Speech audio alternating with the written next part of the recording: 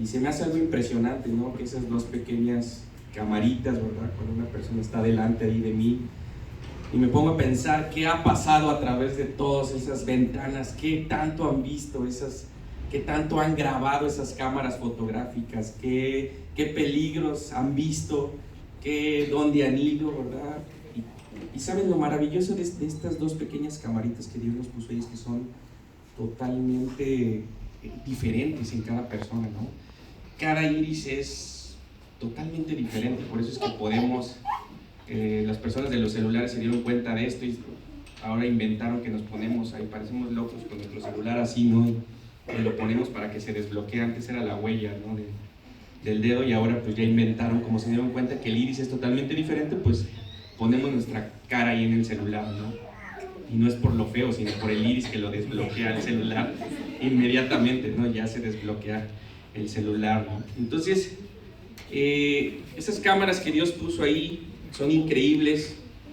Otra de las cosas que me apasiona es la fotografía, y esta semana estaba ahí leyendo sobre cámaras fotográficas y comparando, y estaba viendo una cámara fotográfica que tiene una compañía japonesa que se llama Nikon, y es la cámara que más píxeles tiene, 45.8 megapíxeles. Usted puede ampliar, si toma una fotografía con esa cámara, la puede ampliar casi 20 veces y no va a perder los detalles, la resolución, si le toma una foto a una piedra. Y entonces, pues, esta semana, de hecho, di un curso con los niños y estamos igual hablando de los ojos, porque es de lo único que sé hablar, entonces estamos hablando de los ojos. Y les estaba comentando del poder de nuestra retina, que nuestra retina, más o menos, si pudiéramos igualarlo en megapíxeles, nuestra retina tiene más o menos un poder de 250 megapíxeles, ¿no? Más o menos 100 veces la cámara, una de las cámaras fotográficas. De hecho, existe una cámara que llega hasta 150 megapíxeles, y la hizo Nikon especialmente para la estación espacial. Ustedes saben que hay una estación espacial en el espacio que está dando vueltas y están tomando fotografías todo el tiempo, ¿no? De hecho, hay un astronauta ahí, no sé, ahorita se me olvida su apellido, que el tipo creo que estuvo 3 años, él es el que más ha estado, y él se dedica a compartir fotografías, ¿no? de todas las partes del mundo, porque esa estación está en movimiento, fotos hermosas, ¿no? Pero pues nosotros traemos 2 Nikon más perronas aquí, ¿no? Que pueden enfocar mucho mejor, ¿no? Y pueden hacer. Entonces, pues pensando en todo esto, dije, voy a compartir con los hermanos un poco de lecciones de una historia que ustedes ya se saben, del primer cirujano de ojos que existió en el mundo, la primera persona que pudo realizar, no sé qué cirugía de ojos haya sido, no sé si fue trasplante de córnea, desprendimiento de retina, cirugía de catarata, no sé qué habrá sido, pero la primera cirugía exitosa que se hizo en el mundo antiguo que se tiene memoria, nuestro Señor Jesucristo, el primer, ¿verdad?, cirujano de ojos que existió, que pudo, ¿verdad?, devolver la vista a las personas, porque antes de él eso era imposible. Antes de que él hubiera pisado este planeta, una persona que nacía, ¿verdad?, sin el don de la vista, pues estaba perdido. Y ustedes probablemente ya se saben esta historia, y les voy a invitar a que la repasemos juntos en esta tarde y que podamos sacar un par de lecciones valiosas, espirituales, ¿verdad? Entonces les voy a invitar a que abran su Biblia, los que traen Biblia, si traen su celular, pues su celular, ¿verdad? Y nos vamos a ir a Marcos capítulo 10, versículo 46. Algo que me llama la atención mucho de esta historia es que, si se fijan, los escritores de la Biblia, muy pocas personas toman, Marcos 10, versículo 46, los escritores de la Biblia muy pocas veces tomaban el nombre de las personas, ¿sí? O sea, tenías que ser alguien muy ilustre en la Biblia para que pusieran tu nombre, pero la mayoría de las personas le ponían que la suegra de Pedro, los 10 leprosos, el endemoniado gadareno, ¿no? Y realmente no se tomaban mucho tiempo en poner el nombre de las personas, no lo registraban. Pero me llama la atención que en esta historia Marcos no solamente puso el nombre de la persona, sino también puso el apellido, que lo puso Bartimeo, hijo de Timeo. Y eso me llama la atención porque eso le hace ser una historia especial, lo hace ser ¿verdad? Esta persona era algo especial y por algo, ¿verdad? Marcos se puso ahí, registró su nombre y apellido, ¿verdad? Para que quedara para la posteridad. Algunos escritores, comentaristas bíblicos dicen que pusieron el nombre de Bartimeo porque después Bartimeo perteneció a la iglesia primitiva y cuando la gente leía la historia decían, oye, iban a la iglesia y pues el chisme, ¿no? Oye, ¿sí es cierto que tú eres Bartimeo el que le devolvieron la vista? Porque como le repito, es algo sumamente común. Hoy todos tenemos un vecino que lo operaron de catarata, que no sé qué, que le hicieron algo en los ojos y le devolvieron la vista. Pero en los tiempos de Jesús, había dos desgracias en los tiempos de Jesús. Una desgracia era ser pobre, como ahora, ¿no? También, ¿no? ¿No? En el tiempo de Jesús, en ese tiempo era una desgracia, ¿no? Porque la persona tenía... Pero había otra desgracia, pero ser pobre lo podía superar, porque, ¿no? Trabajando y eso. Pero había otra desgracia en los tiempos de Jesús, que era tener una enfermedad. Porque en los tiempos de Jesús, si tenías una enfermedad, te consideraban que estabas maldito, ¿no? Y eras ¿qué? Pecador, ¿no? Cuando se acuerdan, decían, y oye Jesús, ¿y quién pecó? ¿Este o sus padres? Porque la gente decía, bueno, aquí está, Dios estaba arriba, este pecó, pues este ciego, este inválido, este no sé qué, y pensaban que Dios estaba allá arriba mochándole a todo el mundo, los que eran malos, y los fariseos, como tenían dinero, como estaban sanos, ¿verdad? Pues la riqueza y el bienestar físico lo consideraban como un favor de Dios, ¿sí? Y hasta ahora no, a veces que todavía, ¿no? Pero en ese tiempo mucho más. Entonces Bartimeo tenía dos problemas. Uno, que era mendigo, que era pobre, y dos, que era ciego, ¿sí? Entonces, en la escala social, ¿verdad? Pues el pobre de Bartimeo estaba fregado, ¿no? Como decimos, ¿no? Estaba hasta abajo.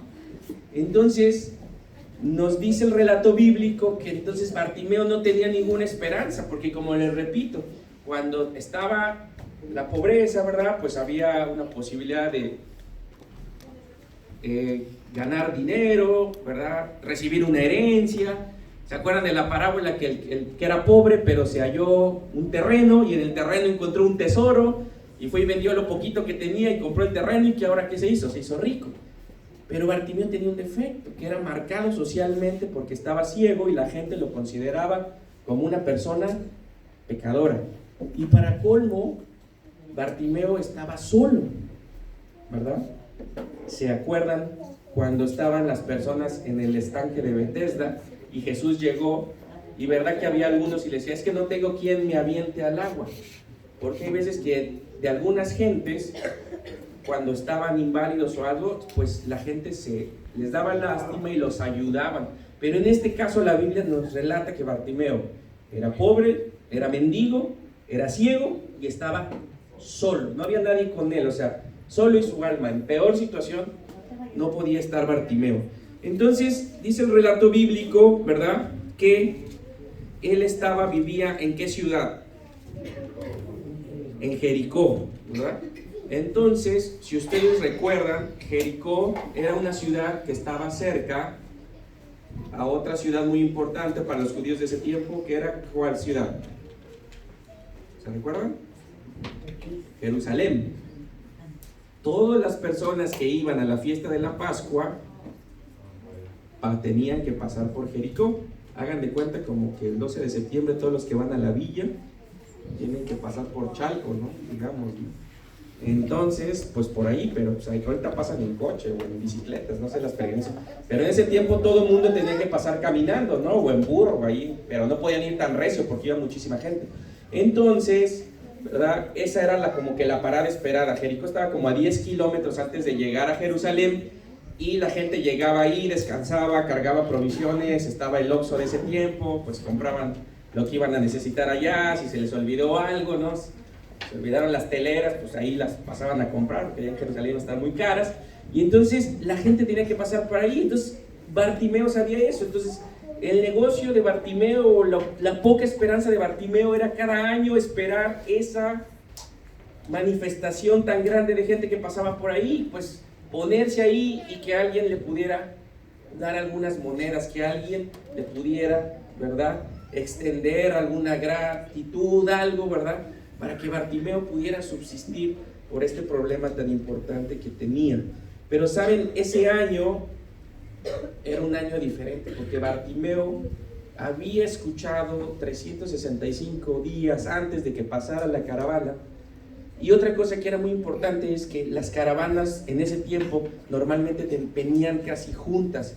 ¿Por qué venían juntas? Porque antes de llegar a Jericó había un problema.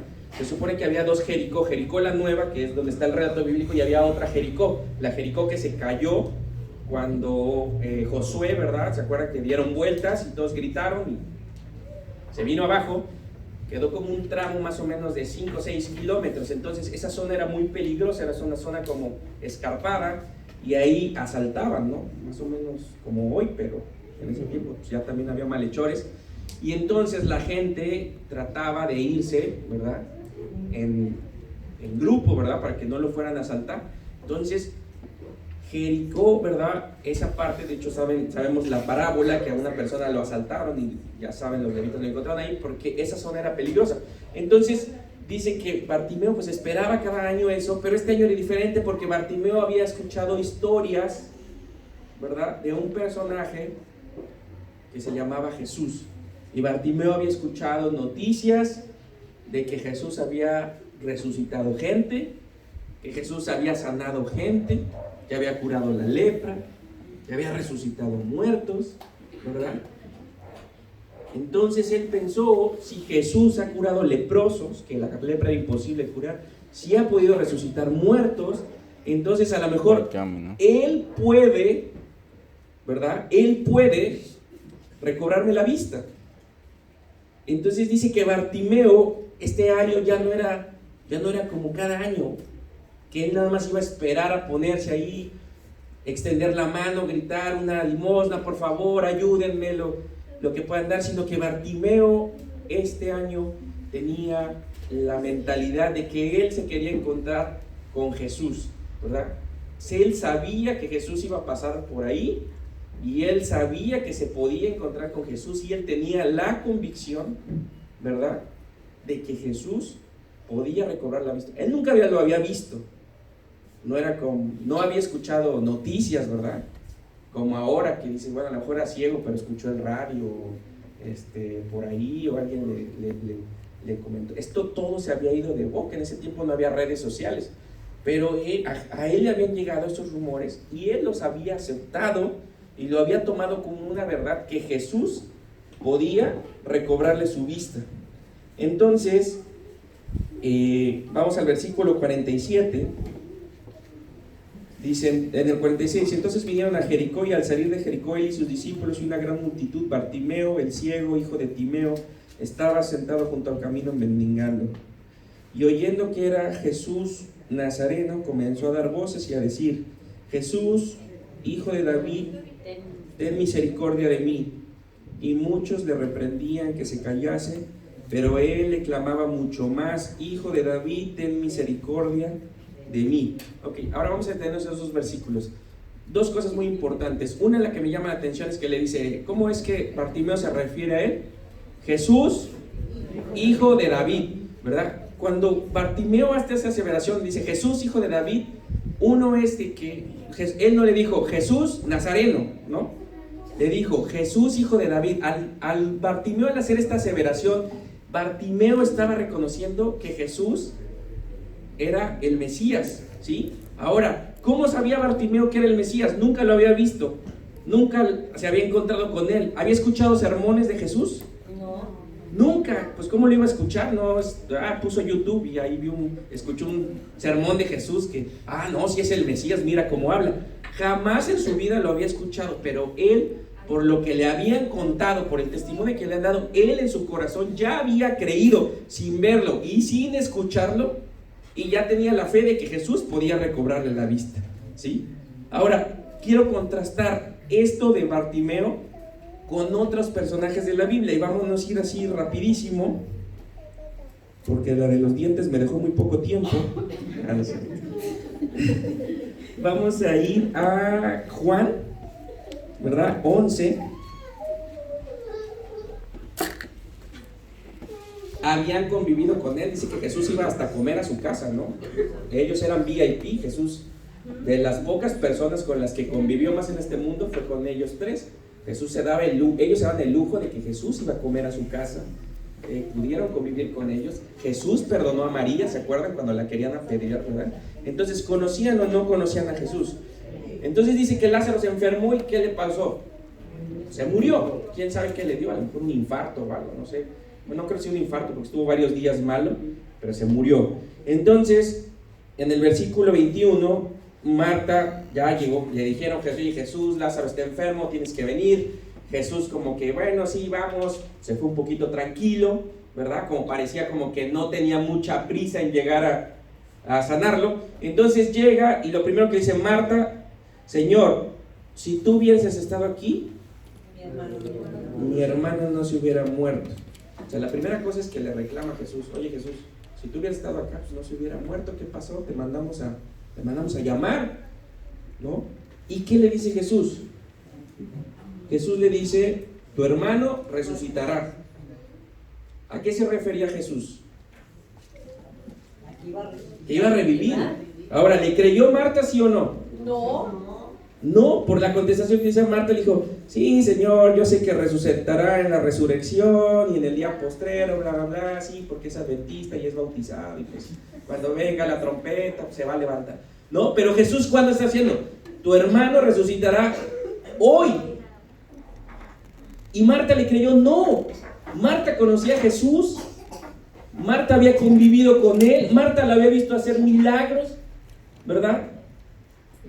Y aún así Marta, enfrente de Jesús, le dijo: sí, Jesús pues sí va a resucitar, tal vez después, ¿no? Y después en el 32 viene María. María, si nos vamos al versículo 32, dice: María llegó donde estaba Jesús y al verle se postró a sus pies y le dijo, diciéndole: Señor, si hubieses estado aquí, mi hermano no hubiera muerto. Lo mismo, le echó la culpa, ¿verdad? Nos vamos al versículo 39. Nos ahorramos, ya saben toda la conversación, que Jesús lloró, se entristeció por él. Y Jesús dijo, ya le pidió: ¿dónde está? ¿Dónde lo sepultaron? No, pues que aquí. Versículo 39, dijo Jesús: quita la piedra. Marta, y todavía el escritor como que lo asevera para que no vayan a decir que fue otra Marta, sino Marta, la hermana de Lázaro, el que se había muerto, que no le creyó a Jesús la primera vez, ¿verdad? Le dijo al Señor Jesús: Señor, lleve, porque es de 4 días. O sea, ¿creía o no creía Marta que Jesús, en la segunda vez que Jesús está ahí delante de la tumba, creía o que no creía Marta que Jesús podía hacer el milagro de resucitarlo? No lo creía. Señor, ¿para qué lo destapas? Apesta. Ya te entendí que en el futuro va a resucitar. Pero Jesús ahí entonces la reprende y le dice: no te he dicho que si crees verás la gloria de Dios. Y esto es como una parte muy importante, ¿verdad?, de que lo que tiene que ver con la historia de Bartimeo. Jesús nos dice en esta noche, ya casi, en esta tarde, que para poder ver lo que Jesús puede hacer por nosotros, primero tienes que ¿qué? Que creer. Porque nosotros primero queremos ¿qué?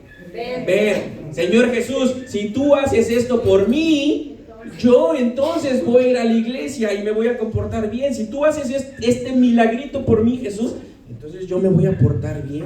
Jesús, si tú me va bien en mi negocio, entonces yo voy a dar las ofrendas, ¿verdad? Porque siempre como seres humanos queremos primero ver para después creer. ¿Qué le dijo? Se me olvidó no voy a creer, el nombre de Tomás. Él le dijo: no voy a creer hasta que ponga ¿qué? Mis dedos. Y Jesús le dijo: bienaventurados los que creyeron sin ver, ¿verdad? Entonces, una parte espiritual de esta tarde que quisiéramos que nos lleven es que Jesús nos invita, ¿verdad?, que para que nosotros podamos ver lo que Él puede hacer, y Él puede hacer cosas grandiosas. Yo no sé qué Jesús quieres que haga por ti, pero para que tú puedas ver que Jesús haga por ti, primero tienes que creer, ¿verdad? No puedes esperar que Jesús haga algo por ti sin que tú creas.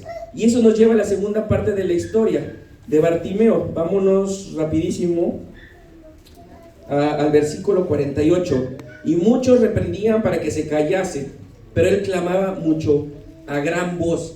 Si nos damos cuenta, siempre que nosotros queremos que Jesús haga algo por nosotros y queremos dar un paso, siempre va a haber gente que nos va a callar. Puede ser de afuera o puede ser de adentro.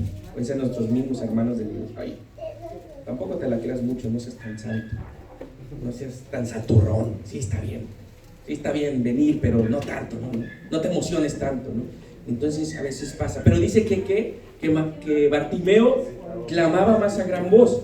Y entonces, ¿verdad? Jesús se detuvo, lo mandó a llamar y le dijeron: ten confianza, levántate, te llaman.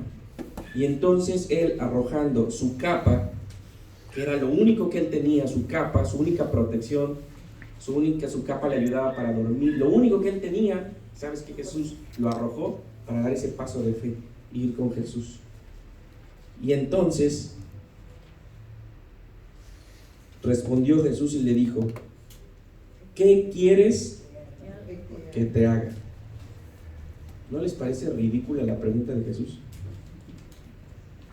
¿No? ¿Qué quieres que haga? Por recobrar la vista, ¿no? Pero ¿saben que era una pregunta de fe? Porque ahorita pues suena ridículo en nuestro tiempo, ya que nosotros no sabemos la historia. Pero en el tiempo de Bartimeo, ahora imagínense, Jesús venía acompañado por miles de personas. Miles de personas estaban allí detenidas y estaban observando todo, callados, porque Jesús se había detenido y había mandado llamar a una sola persona. Le dijo: ven, ten confianza, te llamo. Estás delante de Jesús, enfrente de miles de personas. ¿Le vas a pedir algo que nunca nadie ha hecho en el mundo? ¿Devolverle la vista a los ciegos? ¿Qué tal si Bartimeo a lo mejor ahí le faltaba fe y decía: no, pues Jesús, pues no sé, dame unos 100 denarios para sobrevivir bien, una pensión vitalicia, oye, pues ponme aunque sea de ayudante de Caifás ahí en el templo, ¿no? Para que coma bien. Pero Jesús se detuvo y le hizo esta pregunta de fe, y Bartimeo sabía exactamente qué iba a pedir, porque tenía la fe suficiente, porque él estaba seguro en su corazón que Jesús podía hacer lo que ninguna otra persona en el mundo podía hacer, que era devolverle la vista. Y entonces el ciego le dijo: maestro, que recobre la vista. Y Jesús le dijo: vete, tu fe te ha salvado. Y enseguida, ¿qué pasó? Recobró la vista así, ¿verdad? Y seguía a Jesús por el camino. Por eso le digo que esta historia me asombra mucho, por la cantidad de fe que presentó esta persona. A pesar de muchísimas personas, contrastando con Marta, María, gente que conocía a Jesús, Pedro, ¿verdad?, que le negó 3 veces justo antes de la muerte, sabiendo lo que iba a pasar. Bartimeo no lo dudó ni un segundo, y Jesús se lo dijo: tu fe te ha salvado. Tu fe te ha salvado, pero no te ha salvado de que recobres la vista. Te ha salvado porque su fe lo iba a llevar más allá. Automáticamente Bartimeo salió de todos los problemas que tenía, porque recobró su vista, pero también ganó su alma en un mismo encuentro. Entonces, esta tarde, la lección espiritual que puede quedar para mí y que quisiera quedar para ustedes es de que tenemos que creer, ¿verdad?, para poder ver lo que Jesús puede hacer por nosotros. Que el Señor les bendiga.